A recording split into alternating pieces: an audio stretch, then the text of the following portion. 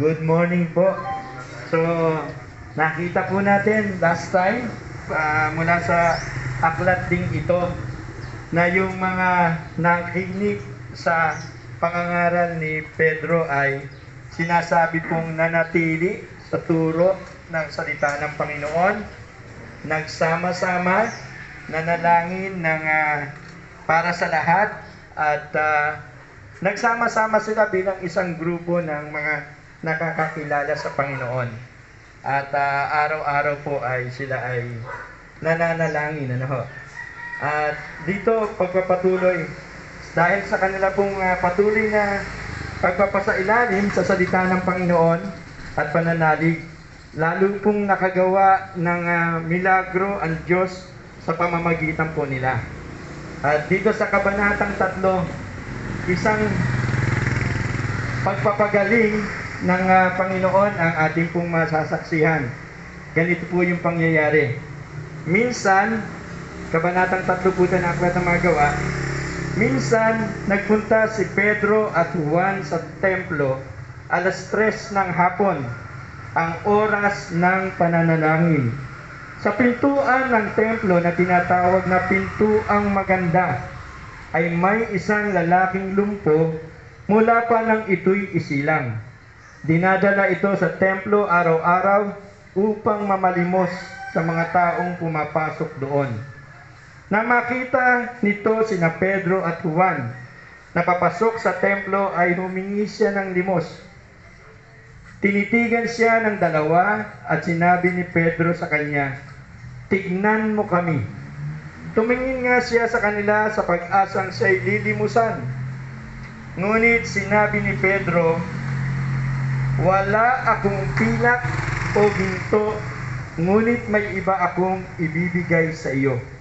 Sa pangalan ni Jesucristong taga Nazaret, tumayo ka at lumakad." Hinawakan niya ang kanang kamay ng lumpo at itinayo. Noon di lumakas ang mga paa at bukong-bukong ng lalaki. At palukso itong tumayo at nagsimulang lumakad. Pumasok siya sa templong kasama nila, habang naglalakad ay lumulundag na nagpupuri sa Diyos. Nakita ito ng lahat. At nang makilala nilang siya ang pulubing dati nakaupong namamalimos sa Pintuang Maganda ng templo, namangha sila at nagtaka sa nangyari. Nakahawak pa siya kina Pedro at Juan sa lugar na tinatawag na Portiko ni Solomon. Nang patakbong lumapit sa kanila ang mga tao, takang-taka sa nangyari. Kaya't sinabi ni Pedro sa mga tao, "Mga Israelita, bakit kayo nagtataka sa nangyaring ito? Bakit ninyo kami tinitignan ng ganyan? Akala ba ninyo na palakad namin siya dahil sa sarili naming kapangyarihan o kabanalan? Ang kapangyarihan ng pangalan ni Jesus ang nagpagaling sa lalaking ito. Nangyari ito dahil sa pananalig sa kanyang pangalan.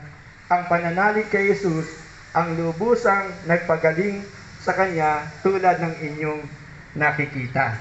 Ilang mga aral ang makikita po natin dito, Kung minsan, sa ating pong mga kalagayan, iniisip po natin na ang tanging solusyon ay lagi ay ginto at pilak, katapat ng salapi ngayon sa ating panahon. Pero kung minsan hindi pala iyon. Kasi yun ay bunga lamang ng ating kalagayan, ng ating tunay na problema. Kaya dito makikita rin po natin, minsan hindi tayo bibigyan ng Diyos ng ginto o pilak o kaya salapi bilang tulong. Ang gustong solusyonan ng Diyos ay yung pinagmumulan ng ating problema. At sa pagkakataong ito, ang pinagmumulan ng problema ng lalaking yon na lumpo, simula nang siya isilang, ay yung kanyang pagiging lumpo. Kaya siya dinala dun sa sitwasyon na namamalimos siya. Kaya ang ginawa ng Diyos, sabi ng Diyos, hindi talaga ginto at pilak ang kailangan ng lalaking ito. Ang kailangan ng lalaking ito ay ang paggaling niya sa kanyang pagiging lumpo. Kaya naman, sabi ni Pedro at ni Juan, "Ginto at pilak wala kaming maibibigay sa iyo, ngunit may iba kaming ibibigay sa iyo. Tumindig ka at lumakad." At ganun nga po ang nangyari.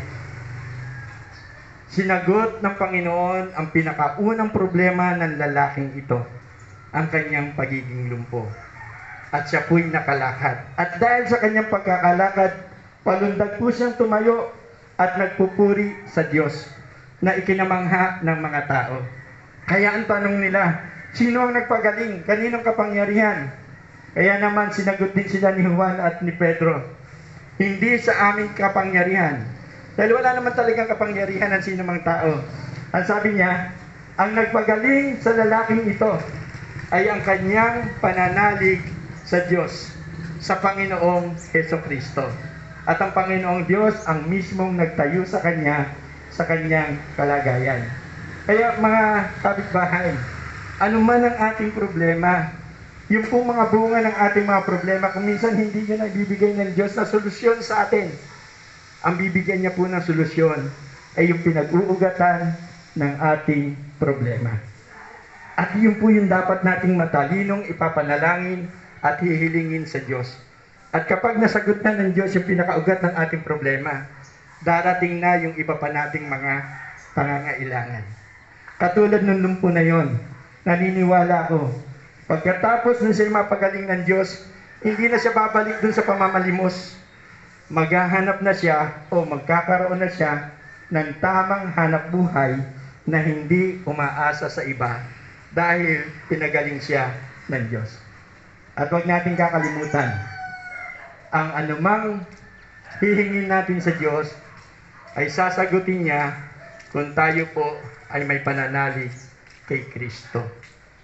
Sa panahong ito ng kahirapan, ng pandemya, patibayin po natin yung ating pananalig kay Jesus, kay Kristo lamang. Idalangin po natin palagi.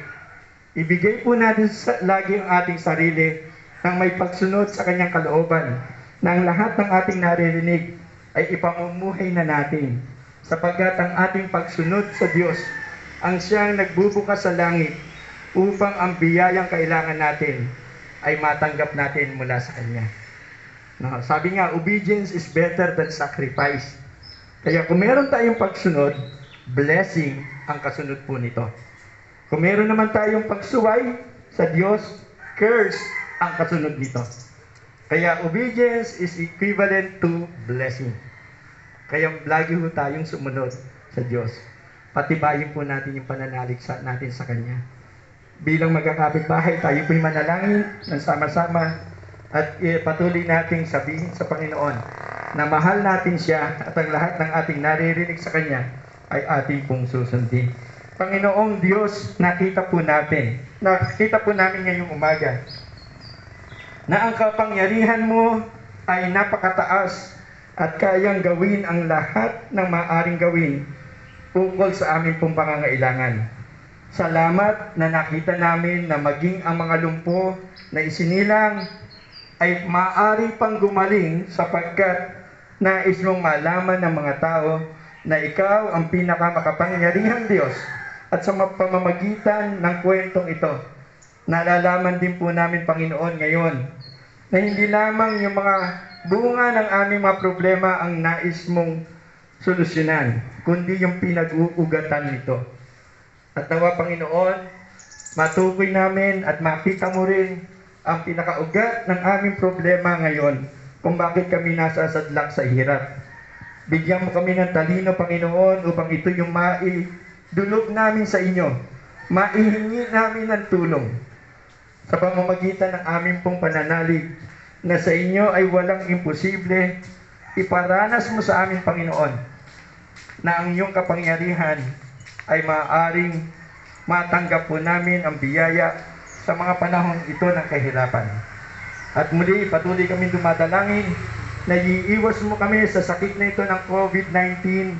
Kahit pa nababalita namin na pataas ang bilang ng nahahawa, iligtas mo po kami. Sa kapitbahayang ito, Panginoon, dinadalangin po namin na wala sa aming tatamaan ng virus na ito. At kung mayroon man, agad ding gagaling, Panginoon, sa pamagitan ng aming mga panalangin at pananalig sa inyo. Kasabay nito, Panginoon, dinadalangin din po namin ang mga hanap buhay na amin pong tinatangkilik ngayon na patuloy mong patatagin upang patuloy din kami may pagkunan ng aming pangangailangan araw-araw. Maging yung maliliit naming negosyo, sari-sari store, tindahan ng pagkain, mga inilalako na mabuti Panginoon ay mabentang palagi upang maidagdag ito sa aming pong mga pangangailangan. At ang lahat ng lumabas sa araw na ito upang maghanap buhay, ingatan mo po sila, iuwi sa piling ng kanilang pamilya ng payapa at ligtas at dala ang biyaya na kailangan po nila. Idinadalangin din po namin kung meron ding may karamdaman sa loob ng aming mga tahanan, katulad ng lumpo na iyong Panginoon, sa aming pong pananalig ay dinggin mo ang aming mga panalangin na ikaw lamang ang may kapangyarihang makapagpagaling sa kanila.